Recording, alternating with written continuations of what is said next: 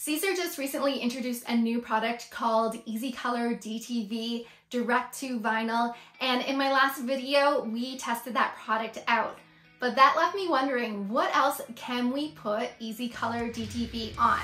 So in this video we're going to test that out. If you're new here, my name is Nisha. Welcome to Little Craft Nest, and if you're interested in crafting, DIY, and Cricut tutorials, make sure you hit that subscribe button. So recently I saw a post from Siser saying you can put their product on both wood and paper. And so today we're going to test out their product on wood. We're going to try it on cardstock. I'm even tempted to try it on a ceramic mug to see if that will work. So you're not going to want to miss that. And maybe we'll put it on some canvas as well. So let's jump on the computer and look at the designs that we're going to be using for today. So here's the images we're going to be using on our blanks, which I'm going to show you in just a minute. And one thing I want you to notice is that most of these images do not have detailed cuts. So some of them originally had detailed cuts, like this pumpkin spice and everything nice image here. However, I added an offset to the back of it and flattened those two pieces together just like you would do when you make stickers. So if you want to learn how to do that, make sure you go watch my sticker video after this one. So if you remember from the last video when I did very detailed cuts, it really messed up our image. So that's why our cuts are fairly simple. They're going around each of the images. We don't have any cut lines in the middle of them. And so I'm hoping these cut out great on the Cricut Maker. Most of these images here I got off of design bundles, so if you're interested in any of those, I'll leave them linked down below in the description.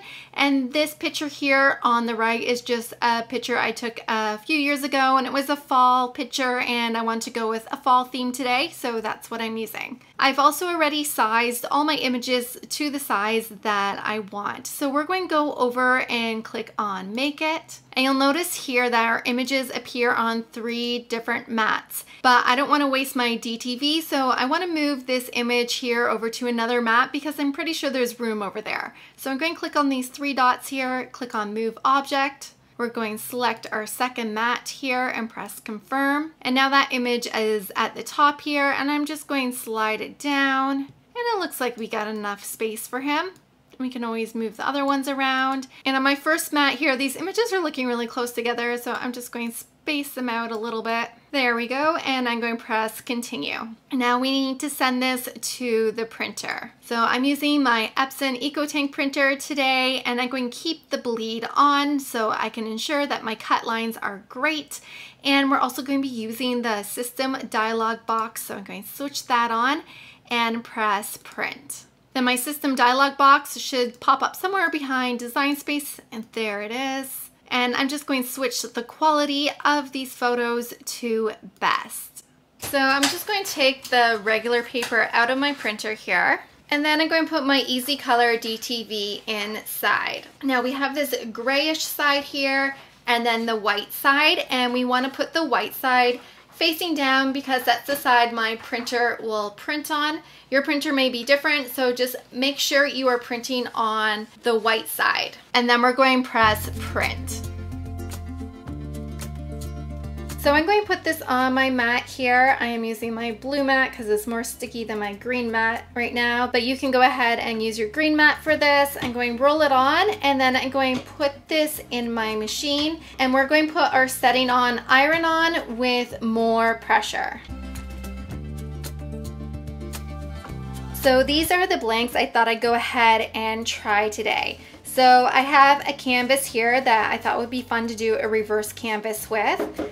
I've got this little burlap bag here. I have this cute little blank sign with this little border. This is from Canadian Craft Crate. They've got a lot of great wooden blanks. I will leave their site linked down below and you can go check them out. I have just a blank card here. This is one of the Cricut blank cards, which you can grab from their website. I also have a blank just scrap chunk of wood that I'm going to sand down, and we're going to try to use this. And then I have just a Cricut blank mug. So let's go ahead and look at how our designs cut out on the Cricut and see if we can weed those out. So here's our first design, and one thing I noticed, for some reason it got really jagged around my pumpkin spice image, and I'm not sure why.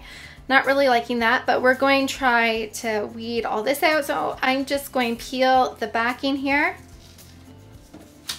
and this long rectangle here is weeding very nicely. And then when I pull this back, you can see some of the sunflower lifting up. So you're just going to get your fingers to help it a little bit. Go and push that down and just try to separate the excess from your image. This material here is very plasticky and stretchy, and that's why it's a lot different to weed this than regular vinyl. So this is working, just pulling the white pieces just away from the image. If you pull it away, it seems to weed really well. And our images here don't have an adhesive backing on them, so they may lift off your carrying sheet as well. So just be cautious of that. All right, so here's the pumpkin spice image. It's actually weeding quite well. I don't know why I got some jagged edges there, but it looks okay. And then we got our pumpkins down here. And those weeded very well. So those images look great. So now let's take a look at these ones here. My gnomes, they look a little jagged on the edges, but hopefully that one's okay, just like my pumpkin spice one was okay. So we're going to grab the edge and pull back, and if it lifts up, just put your finger there and just pull your backing away from the image.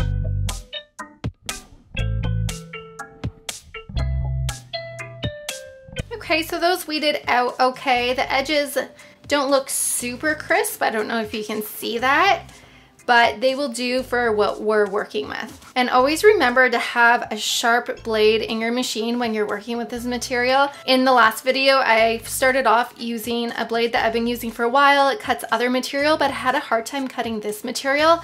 And then I changed my blade and put a brand new one in, and that seemed to cut my image a lot better. This material is quite different than most material that I usually cut with on my machine. And so you just want to be aware of that.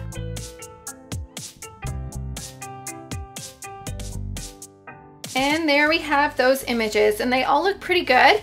And let's see how they do when we apply them to our blanks. So we're going to be using the EasyPress Mini today for all our projects. And we're going to start with this cute little drawstring bag, and we're going to put a sunflower on it.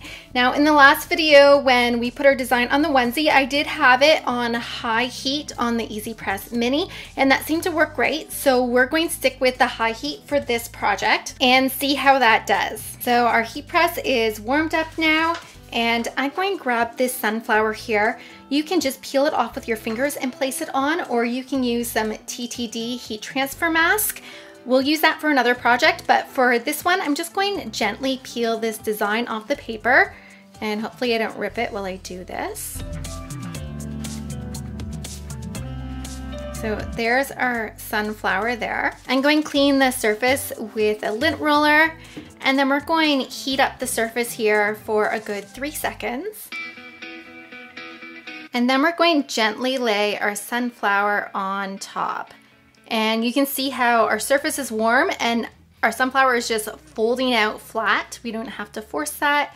It's just coming down flat. Now to protect our heat press, we need to lay something on top. So whether you're using the TTD mask or you can use a Teflon sheet, I'm going to use parchment paper on top of my sunflower here. And we're just going to go over our sunflower for about 15 seconds. All right, let's see how this turned out. Oh, and it looks great. Oh, that's amazing. It's adhered really well to our fabric here, and that looks really cute. Could put a cute little gift in there, and that is super sweet. So this little burlap bag is a check mark. It totally worked. So let's try another product now. So next we're going to try to put some of our EasyColor DTV on cardstock. This is a Cricut blank card, and I have my mini press set at the first one because we're using paper. I don't want to burn down my house, And so I put it on low heat. We're going to try that out first. And I don't want to put my mini press directly on paper, so I'm first going to put the parchment paper down, and then we're going to preheat our card for 3 seconds. And you can tell when you do that, the card kind of bends with the heat, so just be aware of that. You can always flatten that out later. And we're going to put this pumpkin design on the card. So I'm going to peel this off. And we're going to place this right at the bottom here of our card. Okay, and I've already lost some of that heat on the card, so it's not falling flat quite as quickly. So I'm going to quickly reheat that again. All right, so let's put this on our cardstock. There, it's going a little flatter, but some pieces are still sticking up. So we're going to put the parchment paper on top of that, and we can just push down the piece that way. And let's go over top here. Let's do this for about 10 seconds. All right, let's see how this looks. Oh, and it looks like it's on there. Let's take a closer look. Oh, it's perfect. Yeah, so 10 seconds on low heat really worked well for that. That's actually beautiful. I was not anticipating that this would turn out so good. It has a really nice smooth finish to it, and it looks like it's not going to come off or peel off. It sticks a lot better than gluing paper down to something and then you get all the bumps underneath, but this looks really nice. So up next, we're going to do this tiny little wood canvas sign, and it's kind of more of a press board. It's super cute. I got it from Canadian Craft Crate, and there's this little frame here that we can glue on afterwards. I'm not going to do anything to the wood. I'm not going to paint it or anything. We're just going to try to apply some pumpkins directly on top. I'm going to heat up my heat press to medium, and we'll see how that does. So once again, we are going to preheat our wood. I'm going to use the parchment paper on top because I don't want to directly burn my wood. So we'll put that in between, and let's warm this up. And then we're going to grab these cute little pumpkins here. Let's place these right on top. And then we're going to add our Teflon sheet and make sure everything is flat. And let's try this for 10 seconds and see how that looks. All right, so that's 10 seconds. Let's take a peek. Oh, it looks like it's on there. Look at that, it's so smooth. This is really nice. And then if we put the frame on top, that is super cute. This would look really good on a little tiered tray or something like that. It's super sweet. And when heating up the wood, I actually get that wood smell. I just love that smell. All right, so this little piece of wood worked, but let's see if this big piece of scrap wood works. I'm a little skeptical. I did sand it down, but this wood is still very porous, and we'll see how it goes. We are going to be putting this cute little fall picture right on top. So if you have sanded down some wood, just make sure you have cleaned off all that extra debris and loose wood before you go ahead and apply your design. So here's our Teflon sheet again. Let's warm this up. Going to peel back our design. Let's try to line it up here. All right, so let's put the parchment paper back on top. And those of you who are wondering, I'm just using the same piece of parchment paper over and over. That way I'm not grabbing a new piece every time, so you can do the same as well. All right, let's try this out. So I'm going to go back and forth here. We will do 10 seconds again because 10 seconds seem to work on the other wood. Although this is a larger piece, so you may want to go a few more seconds depending on how big your piece is that you're working with. All right, let's test this out. Oh, wow. Look at this. I don't know if you can see this on the screen, but you can see the wood grooves right through the image. So all those wood grains are going right through. So this is put on there really nice. It'd be fun to paint the edges of this, maybe distress it up a bit, and that would look really neat. All right, so all my projects so far are working out. I am very impressed. We are going to do the reverse canvas, which I'm sure will work, but I am so nervous about doing a mug. I don't think anyone's ever tried that yet. So this may be the first time you see it, and it could be a complete disaster, but we're going to find out in a minute. All right, so here's our canvas. I'm just going to take the canvas right off the wood frame here. If you've never seen a reverse canvas done before, go check out my video on that, and I walk you through step by step on how to make a reverse canvas.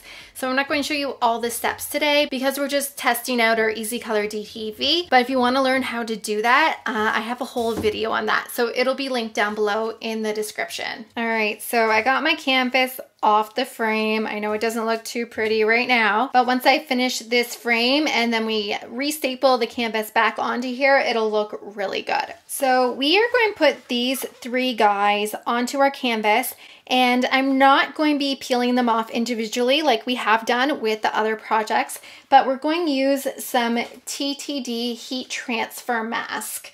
So this is kind of like transfer tape, and that's going to allow us to pick up our whole design at once and put it down on the canvas. So I'm actually going to use the same piece of TTD I used in the last video. I do have more, but I want to see if I'm able to reuse this, just like I often reuse transfer tape until it loses its stickiness.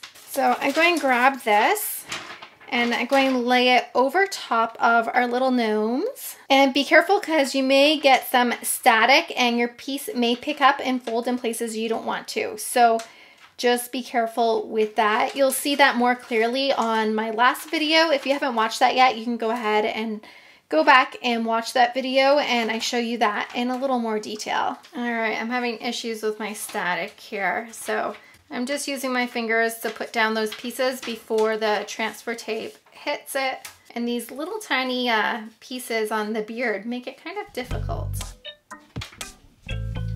All right, so I got the mask on. I'm just going to go over it with my roller just to make sure it's stuck on there well.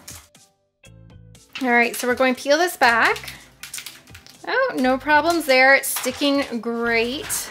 And let's put this on our canvas here. So one thing I like to do to make sure it's lined up straight, put the frame kind of loosely on top to make sure it's where I want it to be. All right, so that's looking pretty good. So I'm going to push down this sticky paper here. And because we're using the TTD mask, we don't need to put our parchment paper or Teflon sheet on top. We can just use this, and that's going to protect our heat press. So I have this, I have it set on medium. So I'm going to go over this for about 10 to 15 seconds. So that was about 15 seconds. Let's see how it looks.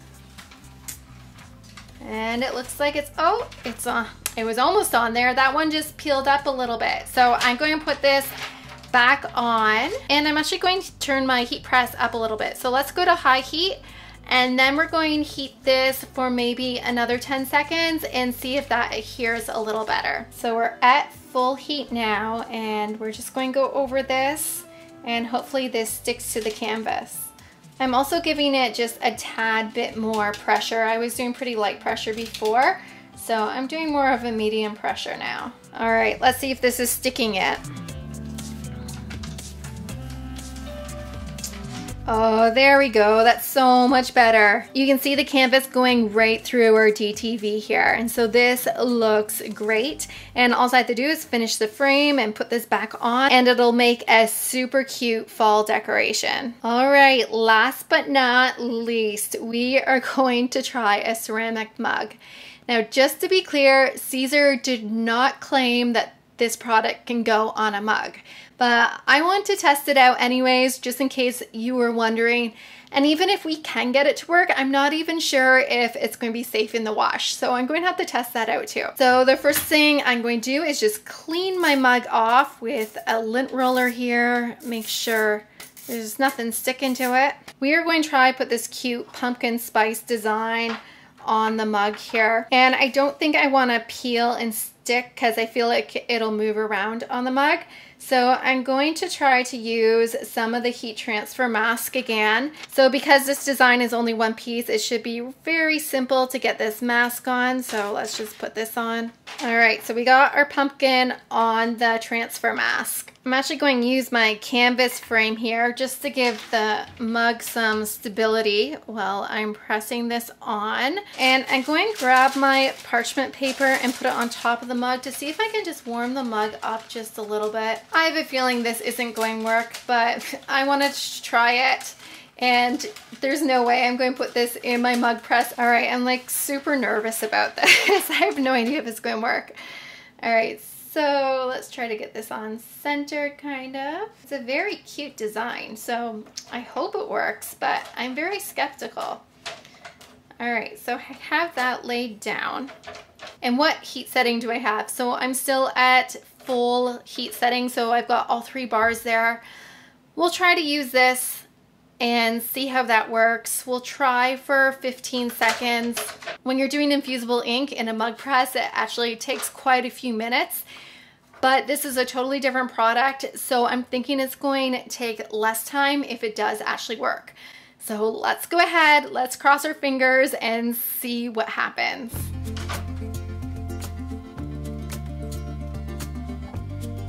Okay, let's see what happened here. This was about 15 seconds. I'm kind of getting a bit of an odor coming from this, so I don't know if that's safe or not.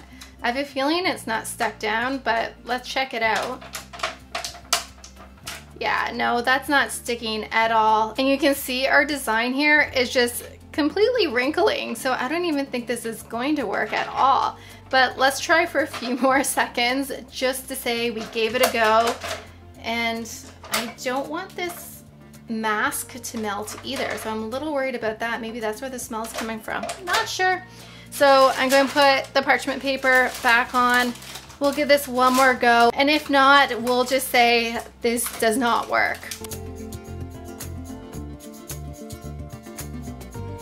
All right, so let's try this again. Let's try to peel this back. I don't think it did anything. Let's see. No, it's not sticking at all. All right, so that completely did not work at all. I'll stick with using infusible ink for my mugs. I'm not going to try to put any other material on it. Infusible ink seems to do the best job for these. But in terms of all the other projects we did, it actually turned out amazing. Siser was right. It does work on canvas. It does work on wood. It even works on paper, which was amazing, and this cute little bag. So I'm very impressed with everything it does go on. Just don't be putting it on your mugs. I hope you enjoyed experimenting with me today. If you have any suggestions of other things I should try, put the EasyColor DTV on, please let me know down in the comments, and I hope to see you on more crafting adventures.